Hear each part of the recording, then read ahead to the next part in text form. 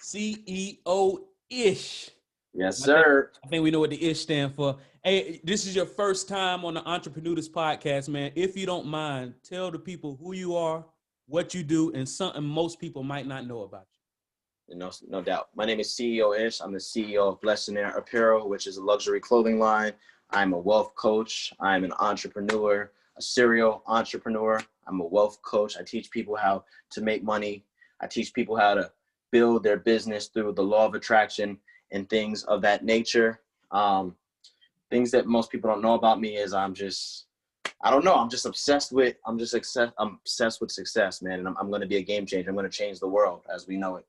So when you say that most people might not know, are you real casual with your moves to where next thing you know it, you close, you right there? Yeah. I hide it. I don't let nobody know until it's time. You know what I mean? Never let your left hand know what your right hand's doing. You gotta play smart. It's chess, not checkers. Absolute. So how did you come up with the name, man? Because I think people heard the term CEO before, and people heard ish before.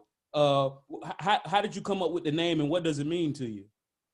So that's a good question. So my name is actually Ishmael, right? So it was perfect, right? So all my life people call me Ish, right? And it has a double meaning. So it's CEO-ish, and I'm on my CEO-ish, you feel me? So, but my name is Ishmael, so it really is my name. So I put it together, added a couple H's to make it stand out in search results. So yeah.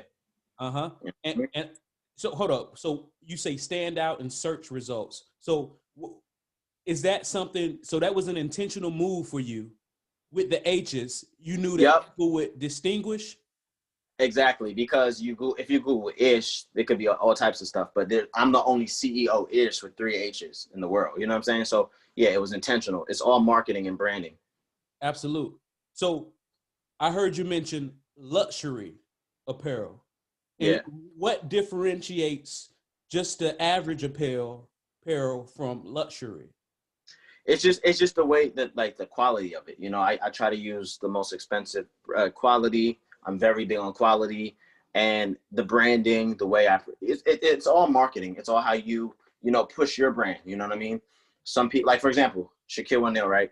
He decided, Shaq, millions and millions of dollars, but he decided he wanted to not take that route. He wanted to do the Payless route. He wanted to do his route, and there's nothing wrong with that, right? So you can kind of decide how you want to push your brand. You know what I mean? If you want it to be a luxurious brand, or do you not want it to be, you want to make it a little bit cheaper. So it's just the route I took. I like luxury. Absolutely. And usually the luxury brands, they have a more contoured fit. Usually when you put the fabric on, it's not like an itchy, rough fabric. It's like real smooth and cool. Yeah. What went into your research before you started choosing the materials or the manufacturers that you use? Yeah, that was one of the hardest part, because you get one time to make a first impression. You can't I can't stress that enough. You can't keep making, you don't have another opportunity to make another impression. So I just honestly kept trying different things and meeting with different people, and I just I'm big on the way things look, but also the way things feel, because I don't want it to look good but it doesn't feel good. You see what I'm saying? So I'm very careful on that. So it was just a lot of trial and error, to be honest with you. Is the brand, how do you pronounce it? It's called Blessionaire. A lot of people thought it was Blessionaire. I hear Blessionaire, but it's actually pronounced Blessionaire, which means blessed millionaire. It's a word that I trademarked, right? Which means, like I said, blessed and millionaire, 2 things that I'm big on, and I put them together and created that word. And I'm glad you mentioned that. And that's also the reason why my podcast is called Entrepreneurs. I wanted something that I could trademark, right? To where when stuff starts bubbling, hey, because it's only, you either going to pass it down or you're going to sell it. And you want somebody to have something that's sort of proprietary. That's nice. So tell me, a lot of celebrities wear your clothes. Mm-hmm. How did you go about it? And what's some of the most notable celebrities that you can think of that has been wearing your clothes, and they wear it online too? So, and I'm pretty sure the celebrities know the cachet and the value of wearing your clothes. How did you gain that type of trust I don't even know what to call it. Do you call it trust to where when they wear your clothes, or is it just they just like you? I think it's a combination of both. You know, I have a lot of celebrity friends, and I'm big on relationships. I'm not just big on money, because money comes and goes, but relationships are something that you cannot, you know, you get one time to create. You could burn a bridge, and that's it. You know, so I'm big on relationships. So I create long relationships with these celebrities and these people of power, and you know, they want to help me. I want to help them. So you know, it's a big thing when someone believes in your brand. And to elaborate more, you mentioned some of the celebrities. DJ Envy from The Breakfast Club. DJ Envy actually wore Blessionaire Apparel 12 times on The Breakfast Club, which is insane. So yeah, Bull Buller from the Harlem Globetrotters. He is sponsored with Blessionaire. He is wearing it. Monet Davis is wearing it. JoJo Simmons is wearing it, just to name a few. And we're just trying to, you know, we're still early in the brand. We're still trying to push it and take it to the next level, because I want this brand to be like a Gucci or a Louis, you know what I mean? But like on a different level of, you know, and has a message. So, you know, it's positive. So someone that has a brand and they want to get in front of these celebrities with the possibility of wearing it, what would you recommend they do? That's a good question. I would reach out to their Instagrams or their managers, any way you can get to them, whether it's Instagram, social media, and just start sending them some free packages. You know, sending them some. Let the mindset be to help. You know, I think we're very selfish sometimes as people. Let the mindset be you just want to give them some free things, because people can tell when you're genuine and you're not genuine, right? So don't do it with just, even if that's obviously that's the goal. Don't do it with that motive, right? Send them a package and really, you know, like decorate the package, make it look nice, and they're going to, oh wow, this is a nice brand. Let me put it on my social media because I actually fool with the brand. Like, I like the brand, and just put out good quality. And when people see good quality, they're gonna rock with it. Period. So are you saying that if someone doesn't have their mailing address in their bio, maybe the first message is introducing yourself and asking for their mailing address? Yeah, exactly. I would love to send you. So how can I send you something? I would love to send you something. Yeah, exactly. And is it usually a surprise to you? Do they give you a heads up, or you just be strolling through social media and next thing you know, another celebrity is wearing your clothes? Well, see, I kind of have an unfair advantage because I'm a celebrity publicist, right? Okay. On top of that, right? So I know these people, but you know, I didn't know everybody before, you know, so sometimes it is a surprise. Like, I'll just be like, oh, someone else is wearing it or someone else, but I'm actively in the community trying to build these networks. You know, PR is all about connecting the gap and creating networks. So I'm actively out connecting and meeting new people and meeting new celebrities and making sure I have those networks. Like you, for example, you're a new network, right? Now, if I have a client that I want to get a podcast interview, I created a network with you. I'm going to take my client and get them an interview with you. So it's all about creating networks and building relationships with people.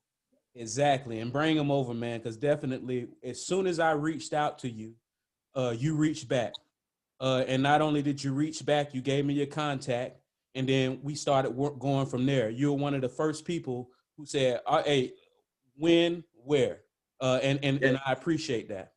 So yeah, man, I'm ambitious, bro. I came from nothing. So I like to support, bro. You know what I mean? So is the reason why, and I know it might have been multiple reasons, but is the main reason why you hit back so fast because that you're in the Publicist field? Not even. I'm on Clubhouse. You know, I'm making connections, and I understand the importance of creating networks and relationships. So I'm not the type of person, I don't care how big I get, I don't care how much I've done, to ever overlook anybody or any opportunity, because every opportunity, every situation helps you get to where you're trying to go. And me, I'm a people's person, and I'm trying to change the world. So for me to change the world and do the things that I'm trying to do, I'm going to have to connect with a lot of people on a lot of different levels. So I have to be open to that. Exactly. Where are you based out of? I'm originally from Brooklyn, New York, but right now I'm living in Delaware right now, and pretty soon I'll be moving to Florida. So I'm all over the place. I didn't expect you to say Delaware. So Yeah. are you able to be effective as a publicist and able to market your clothing line mainly due to virtual, or am I just completely unaware of the connections that Delaware has in the entertainment fashion Well, industry? to be honest with you, I don't do anything in Delaware. So I don't do my work in Delaware. I just live here. Like if you look at my YouTube channel, I'm in Naples, Florida, right? I'm out in Florida. I'm in Cali. I'm in Atlanta. You know, I'm never in Delaware, you know. Got it. And I'm from New York. So before the pandemic, you know, my whole family lives in Brooklyn. So I'm in the places I need to be in, you know. Delaware is just where I live, you know. And that is one of the beautiful things about the entrepreneurship and also working now, because the pandemic has allowed a lot of people who've never had that opportunity to work from home to see how it feels, and be able to work virtually, to where one day you're working at your house, another day you might be working in Hawaii, another day in New York, another day in Florida, but due to the way we're able to connect, able to do it everywhere. It's a What game has changer. Absolutely. What has you wanting to come to Florida? And do you have people already situated here? Which I'm pretty sure I already know the answer. Of course you do. Yeah, no, it's just the warm weather, man. Like, you know, growing up on this side of the country, you know, I get tired of snow. I'm tired of, you know, the coldness. For me, the ability to wake up every day, drop my convertible, drive around, you know what I mean, see beautiful women, and just be motivated by, you know, that alone. There's more motivation in areas like that. You know what I mean? I'm a creative. I need to create, and I need to be in a space where it's conducive for me to create. And for me personally, I like warm weather. I like beautiful things. I like seeing the models walking around. I like the trees, the palm trees. I can create in a space like that versus a place like this where there's not too much going on. So Have you noticed, because I know, like you say, the creative environment, have you noticed whenever you're situated in a certain place, like for example, if you're in New York, have you noticed your designs are different than when you're in Delaware and than when you're in Florida? Have you noticed that? that's a good question. Yes and no. I won't say my designs are different, but I will say my content completely different content. Different You can content. you could definitely create better content, and it's not that. See, I'm good at creating, so I'm gonna make it look nice regardless. But I have to do a lot more when I'm in Delaware or when I'm in New York than if I'm in Florida.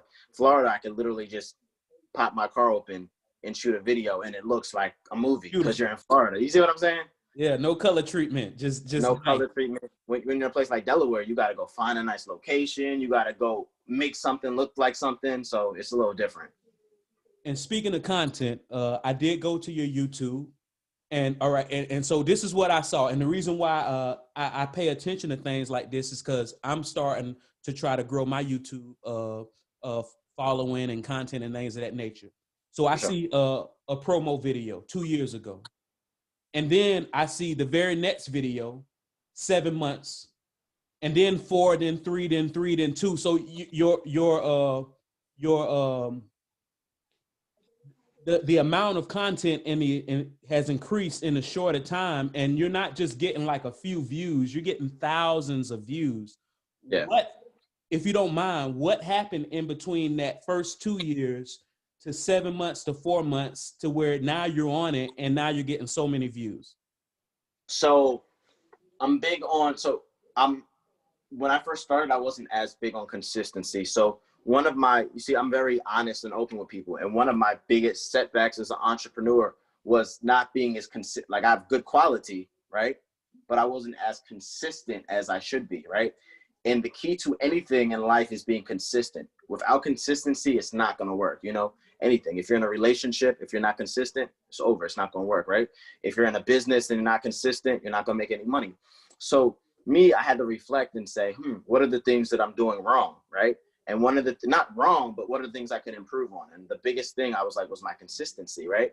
And I have good homeboys who would be like, bro, your content's crazy. You just got to be consistent. So I was like, oh, I got to be more consistent.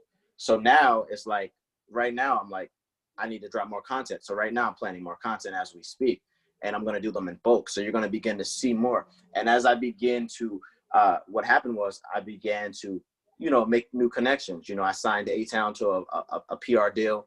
I put him on the channel. That got a lot of views. I worked with JoJo Simmons. That got a lot of views. So not only is it more consistency, but I'm stepping up the content as well. So it's increasing the views.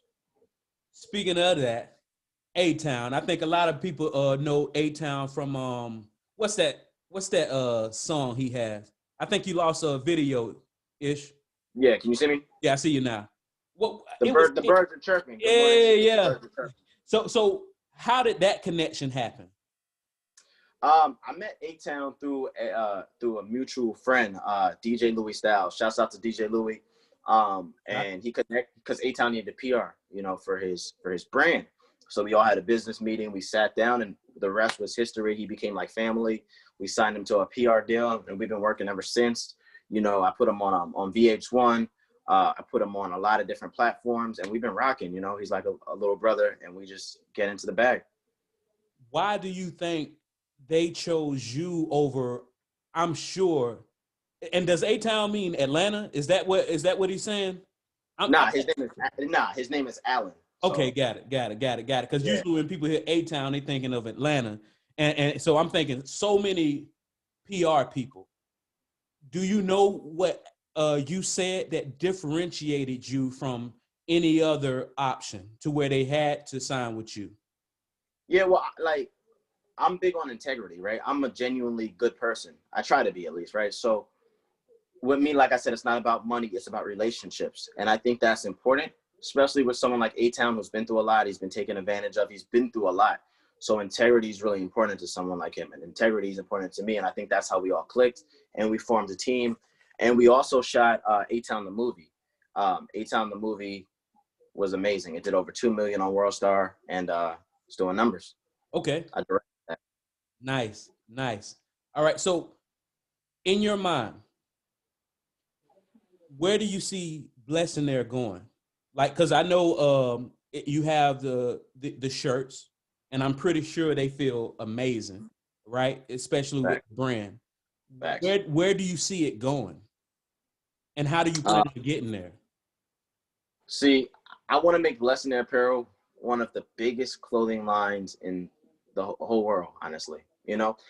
Someone once told me, if people don't laugh at your dreams, it's not big enough.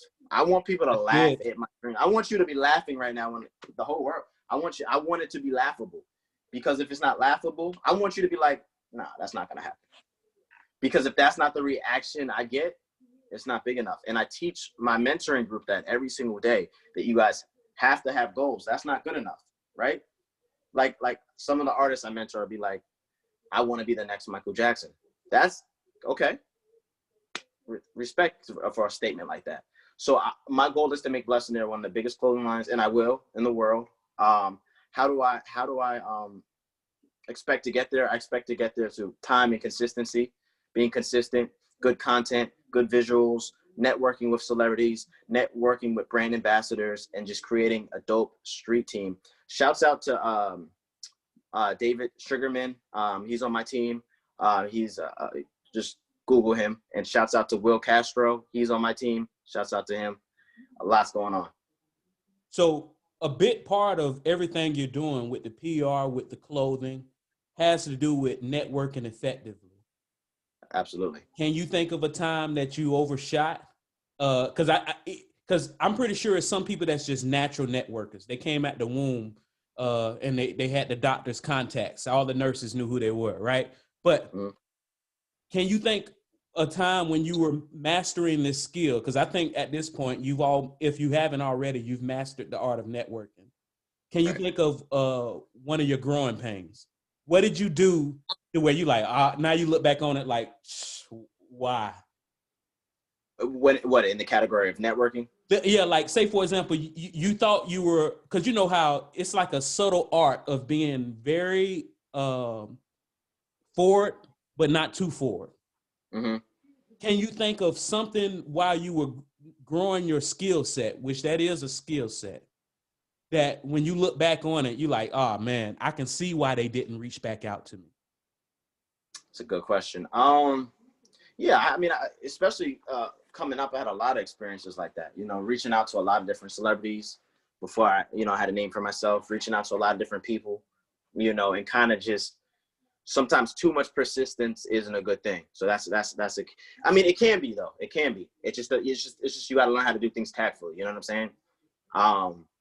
That's really important. So yeah, I can't think of a specific time, but I can tell you that I've had experiences where, you know, that was an issue, you know? Mm-hmm. So, all right. So, how about with manufacturing? Are you still with your first manufacturer, or did you have to go through some growing pains with that? Yeah, I have multiple manufacturers. I don't just have one manufacturer. I believe in evolving and changing, you know what I mean? And finding out what works. You know, Bruce Lee says, be like water. So you want to be able to flow. You know, everything doesn't have to be black or white. Like, I just need this one manufacturer and that's it.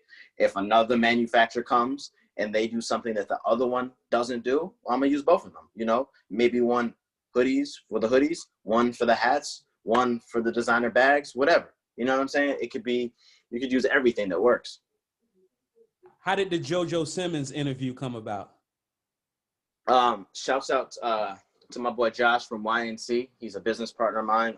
He introduced me. He's JoJo Simmons A&R, and he's my business partner. So he connected me to JoJo, and the rest was history. We got real cool, and we decided to sit down and do this video. Got it. So it was y'all both knew the same person, and the same person gave both of y'all that, okay, we should come together. If I like both of y'all, y'all should like each other. No doubt. Shouts out to Josh. Shouts out to Bouncer for connecting me with Josh, and shouts out to Josh. Did y'all talk about when Tory Lanez mentioned them? Oh man, nah. All right, cool, man. I'm pretty sure, man. In my mind, because I'm not, no high up in no entertainment and all that, I be thinking they just be laughing about it. But I don't know, maybe they be taking it real emotional. But if it was me, I would just be laughing and counting my money. I like, oh, you just mentioned my name. Oh, there you go. Hey. So as a publicist, how do you see that when one of your clients gets involved in some public beef? From your experience, is your clients really taking it to heart, or are they laughing about how their money going up?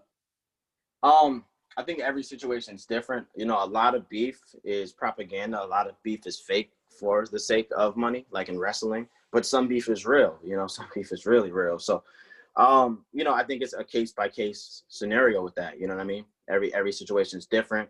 But at the end of the day, you know what I mean? Let people hate, let people talk, get your money and count it all day. You know what I mean? Absolutely. That's what it's all about. Getting money, being successful, keeping God first. You know, we don't got time for drama, because with drama, there's no, we need to all be black men. We need to be all out here making money, you know, not arguing and fighting with one another. You know what Absolutely. I'm saying? If somebody wanted to be a publicist, what's the first thing they should do? That's a really good, nobody ever asked me that. That's a good question. There's two ways to be a publicist, honestly. You could be a publicist the unofficial way and the official way, right? So the official way is obviously go to school, do marketing, go to school for it. All right. And then you got to build your book, build your portfolio. Then the unofficial way is you actually have relationships with these people. You've been in the industry and you can connect the dots, right? So there's two different ways to do it. You know, I went to school, college for business, but I didn't end up finishing college for business, right? So I just got blessed that I had the relationships. You know what I mean? If you don't have the relationships, you just got to get out and network, like we talked about earlier, and create those relationships. So to answer that question, network. That's all you can do. Okay, a situation is happening. All right. Okay. So and let me try to understand, because when I'm thinking about publicists, it's from outside looking in. Do you consider yourself the publicist that, of course, is just going to get the person's name out there, or are you also a crisis publicist as well? Both, you know what I mean? Like, because again, I build relationships. Like, so if my client is in trouble and I'm cool with my client because I build relationships, you know, I'm gonna help him regardless. So yeah. In that situation, correct. You have the artist, and you have the manager. That's it. Who do you listen to? Like who gets the most cachet from a good publicist? Should you listen to the artist or the manager? That's a good question. That's a real probably the artist. You know what I'm saying? Because it's about them. You know what I mean? Unless there's a legal situation where the manager really, you know what I mean? He's the go-to guy, but probably the artist. Okay, got it. Okay, so when you say that you're about to be more consistent on your YouTube, and you're working on a group of things now, what can people expect? What's coming on the YouTube channel? All right. Well, let me say this. Shouts out to Stunner Dior. She's working really hard. Me and her are working hard on content. She has a platform, right? Amazing platform that she put my content on. So shouts out to her. And when it talks about more consistency, I'm working on, getting more visuals, getting more models, getting more locations. I'm planning out the videos a little bit more, where before I would just take out my camera and just start shooting. I'm planning out, I'm writing treatments, right? Everything is very specific. You see what I'm saying? So that's going to increase the way the content's going to look. You see what I'm saying? So I got a treatment book of about 20 videos that's coming. Like, I'm writing out the whole video before I do it. You see what I'm saying? So, yeah. So one thing that seems to be very important to you is the law of attraction. Yeah. When did you first become aware of that law of nature? So growing up, I've dealt with a lot of struggle, stress, depression, and I used to always speak a language that wasn't the most positive, right? I would always be very negative, and I would say, I hate my life, and this isn't going right, and that's not going right. And I had to talk with my mom, and she was like, and I would, before I had to talk with my mom, I would notice that the more I spoke negativity, right? Guess what would happen? Negative things would happen. And it would just continue and continue. And the more I said I hated my life, the more I hated my life. And the more I said I don't have money, the more money I didn't have, right? I didn't understand that. So you fast forward, years later, my mom told me about, and she's an entrepreneur. She told me about pretty much, a friend of hers who's a billionaire, and he would always write things down and talk about how much money he has before he had money. You know what I'm saying? And that his life changed. Then I had another friend. Ever since we were little, he would talk about how much money he had. Mind you, he didn't have any money. He was just showing off, right? Bragging about how much money he had, right? As a kid, he has no money. Bragging about how much money he has. He's a millionaire this, he's a millionaire that, right? I watched his life change, and now he is a millionaire. You see what I'm saying? So I noticed a correlation. I noticed that, like, wow, everyone who's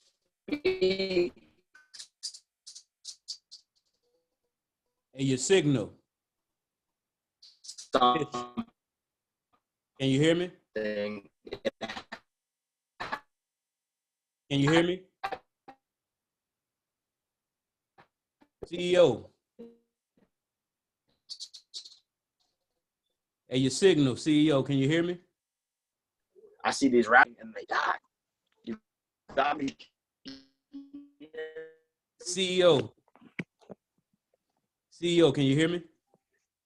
Yeah. Can you hear me? Oh man, and you were just getting into it. So, I can hear you. Hey, let me tell you right where you were, because I'm I was getting to the good part. Hey, because I'm going to edit this, because I want to tell you right where you were. You were saying you had a friend that they always talked about how much money he had, and then next thing you know, it started coming. It started manifesting itself. So that's where you were. Right.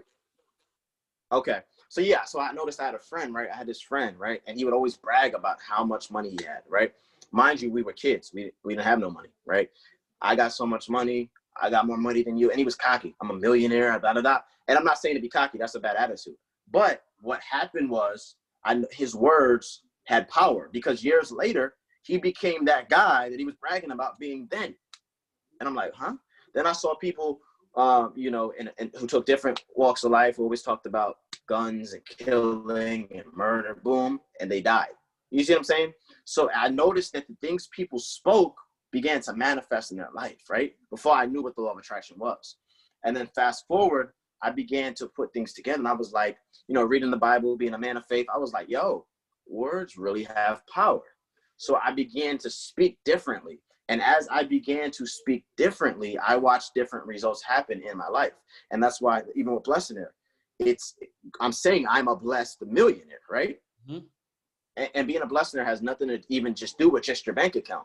It's a posture. It's a way of life. It's a lifestyle. So back to the question, yeah, I just began to notice that what people spoke, what you speak happens. And as I got more into the law of attraction, I noticed there's a way to control it to actually create the life you want, to actually get the things you want on a consistent basis. Mm-hmm. And when I learned that knowledge, I was like, yo, it made me not feel like a victim anymore. It made me feel like, yo, I don't got to feel sorry for myself.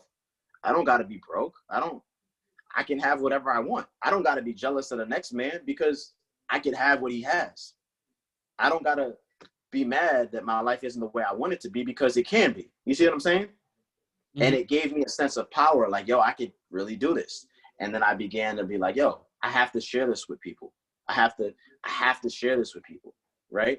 And then the rest was history.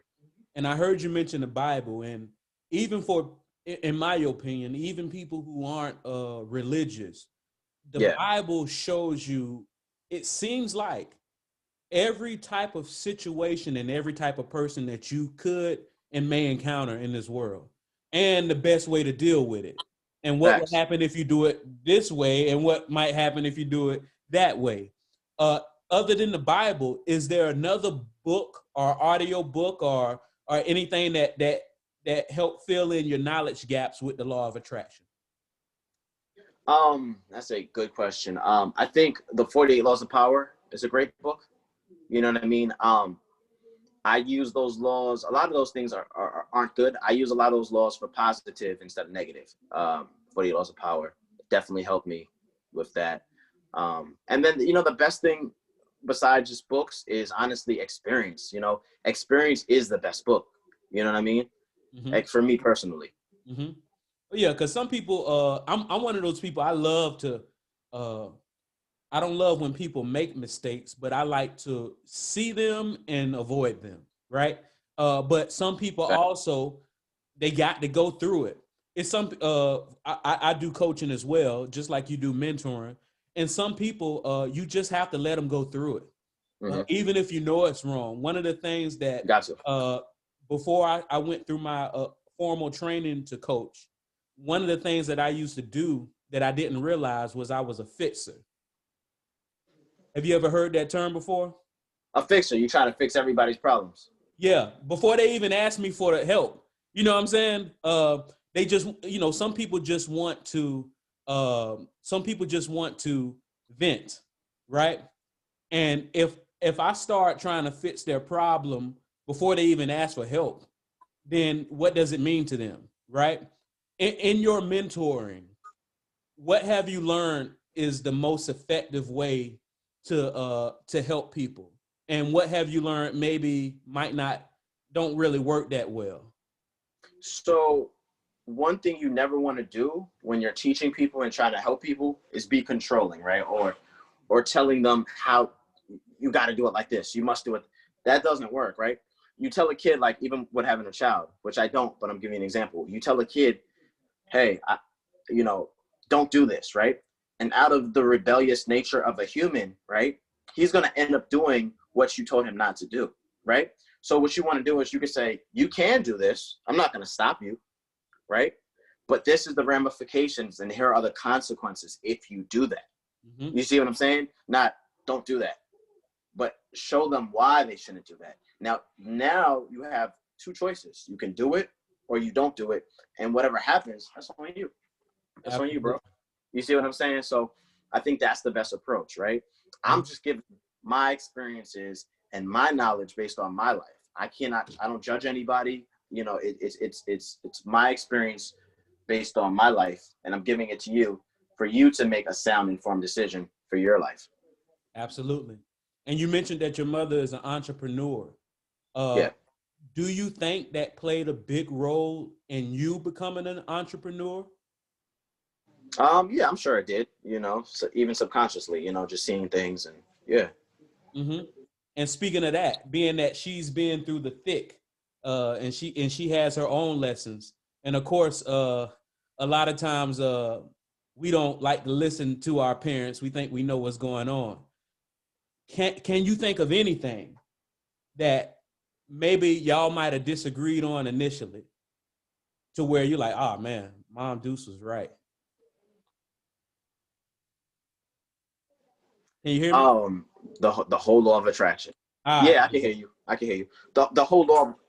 The whole law of attraction. Remember, I told you how I didn't understand the concepts at first. Mm-hmm. You see what I'm saying? And that she was trying to tell me about the law of attraction, but I was too young at that time. So stuff like that, you know. Absolutely. And that's what I say.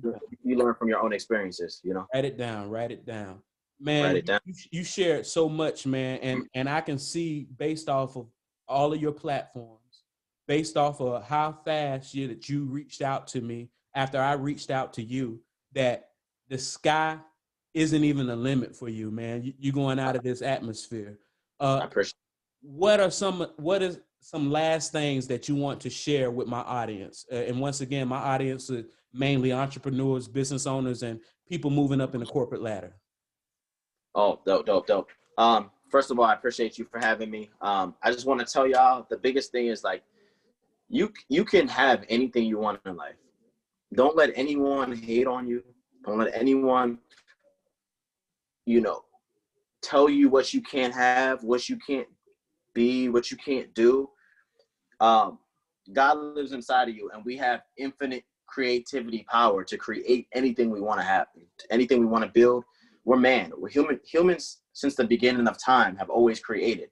So don't let anyone tell you what you can't create. That's number one, right? Number two is just always stay positive. It's not always going to be easy. It's going to be frustrating. There's going to be a lot of pain, right? Trying to get to where you want to get to, right? But what you want to learn to do is turn that pain into motivation, right? Everyone has pain. Everyone goes through struggle. It's what you put that pain into that defies you. You see what I'm saying? That's the difference between someone spending life in prison because he couldn't take it no more and he went out and killed somebody, right? Versus a person who, you know what? I'm going to take that same pain and I'm going to start a business. And that business is making millions of dollars. So how you deal with your pain, how you deal with the things you deal with in life is going to defy who you become as a person. So I think that's extremely important. Turn that pain into gain. And how can people get in touch with you? Yep, everybody. The first way you can get in touch with me is hit me up on my YouTube channel, youtube.com/CEO-ISHHH with 3 H's. Hit me up on Instagram at CEO_ish with 3 H's. Google me, CEO-ish with 3 H's. And CEO-ish with 3 H's at gmail.com. That's it. CEO-ish, thank you so much for coming on the Entrepreneurs Podcast. And I wish you the best, man. Thank you so much. I know that people got a lot from you. And whenever the next A-Town dropping, A-Town 2, whenever you got something else, whenever you have any artists or any of your clients that want to be on my platform, let me know, man. You definitely gained a new consistent connect with me. No doubt. It's your boy CEO-ish on my CEO-ish, and I'm out. Hey. All right, man. Appreciate it.